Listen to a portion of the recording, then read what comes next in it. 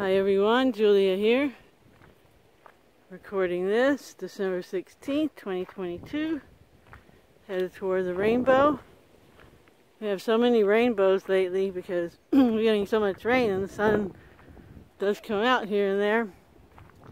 And yeah, get lots of rainbows. Loving them. But I just wanted to give a little background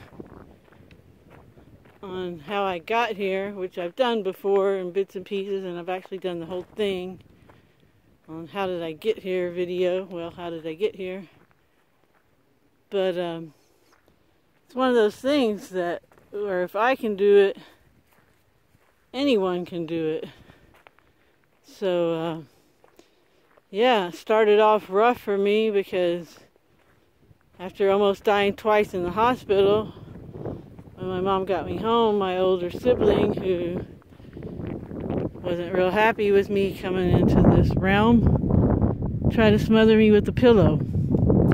So right off the bat, I almost died 3 times. So there you go. I was definitely meant to be here. And throughout this hard life, this life of hard living, I've came very close to been in some serious accidents where they always said you should have died, kind of thing. Surprised you didn't die. So yeah. And so my sibling, who wasn't happy with my arrival here in this realm, she just verbally abused me from day one. You're fat, you're stupid, you're ugly, no one will ever love you, I wish you were dead, blah, blah, blah. So, yeah, I was bombarded with that from the time I can remember. And so when I got a little older, I was always staying at other people's houses. And I never really knew why. I was always trying to get away. At first, I would always go to work with my mom, and my parents had bars. So there you go. I grew up in bars till I got older. And then I would always go to friends' houses, stay as long as I could. Usually till we did something wrong together, I got kicked out. And yeah, so by age 12, I started using really heavy drugs called Quaaludes and Mandrex. This was in 1975 or so, 1974. And these were, it's pills, and one pill is like drinking half a bottle of hard alcohol without the negative side effects of like hangovers and having to socialize, that kind of thing. So I started with those, self-medicated. I was always just trying to escape my pain that I didn't even know I had. I didn't even know why I never felt good. When I was a little girl, I used to tell my mom that I didn't feel good, and she would say, "What's wrong?" And I would just say, "I don't know, I just don't feel good."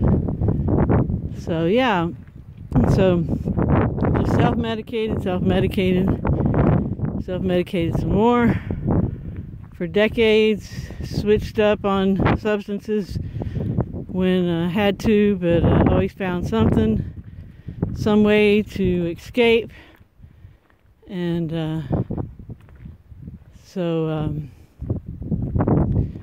yeah, and I just never could really be content in a sober state. If I wasn't inebriated, especially the false self-confidence you get with substances. When I didn't have that, I just wasn't happy at all. And so I really never was happy because I'll turn around, Cosmo. If you're on substances, it's mask, it's not you.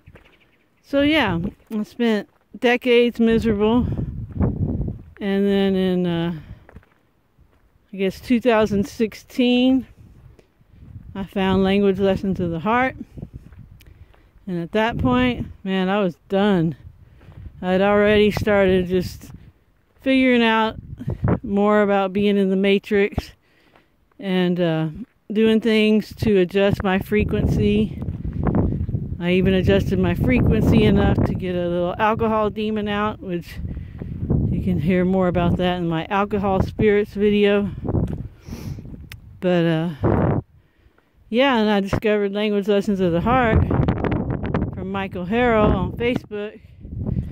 And he actually posted one of his videos in like a transhuman page, funny enough.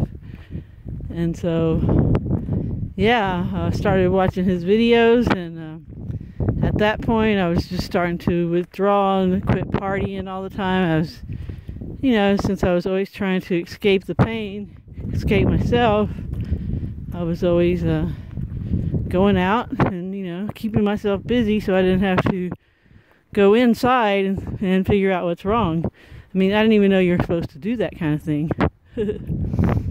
Yeah, and so by my 30s, I figured out, oh, yeah, all that verbal abuse growing up, it affected me. Yeah, that's one of the reasons I have such low self-esteem and I'm so depressed.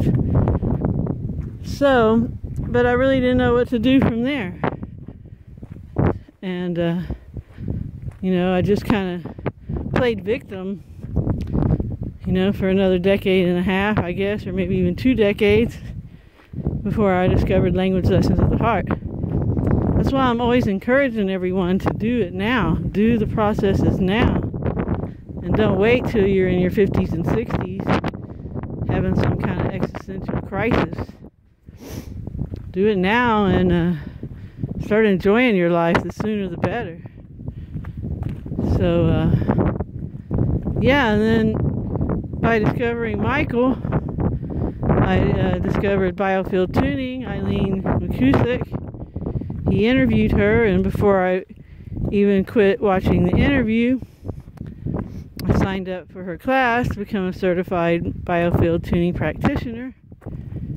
So I did that by the end of 2017.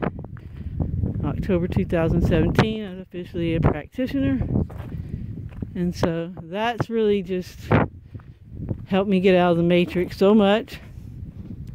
And then, yeah, just things just start going better once you get that frequency changed. And once I started doing the emotional healing, my frequency really changed, you know. It just got really easy. When I first decided to quit drinking alcohol, it's one of those things where when you make a decision, the universe conspires to make it happen. You have an intention. And so I decided, yeah, I'm not going to drink so much. And I went from going to happy hour every day to only going out once every couple of weeks. But still, I was playing around with it. And then I had a situation with my nephew. And ended up driving home blackout drunk and waking up with a big black eye. And figured I hit rock bottom. And it's time to like 86 that stuff altogether. So I did. And yeah, I just never thought I could get to a point to where I would be substance free and enjoying it. And it's so much better. Oh my gosh. Especially when you're taking all these pharmaceuticals, you just always have that dullness in the background. And I know a lot of people are strung out on pharmaceuticals, and a lot of them think it's okay because the doctor gives it to them. They got their Xanax, or they can't sleep without it, etc., etc. But suffer the consequences of getting off of it, and really, man, it's so worth it. Even if it's small doses of pharmaceuticals, you don't want that stuff in you. You don't need it. You don't need it. And I had insomnia all through this, pretty much. When I was a kid, I didn't even sleep good. And I just got to a point where I dealt with not sleeping. I sleep better now, of course, after doing the emotional healing. But if I don't sleep, however many hours they say you're supposed to sleep, I don't stress it. I don't sweat it. Just like, okay, I'll just have energy. You can get energy from, you know, life. from being alive and thriving and getting out there. So, yeah, if that's your holdback for quitting some pharmaceutical because you can't sleep, of course you can't sleep when you quit taking it. Going through withdrawal. It's going to take a few days, maybe a few weeks, maybe a few months. But we really need to get back to basics, you know, back to just having our bodies in a natural state. Everything we put in us is toxic and artificial, you know, for some of us, especially people who eat processed food a lot. And yeah, it's just time to start thriving with nature again, only consuming nature, and just watch how your frequency, your energy levels, your positivity, your synchronicities all increase. You know, it's amazing. It really does affect you, what's in your body. And of course, you know, there is mind over matter. But you have to really be a master if you're going to put crap in your body all day to make yourself into a healthy, vital individual. And you could be using that energy for more interesting things in your life. Alright everyone, thanks for listening. Hope you have a good morning, afternoon, or evening, wherever you are. Remember to always focus on what you want. Help others if you can. And I'll talk to you next time. Ciao, ciao.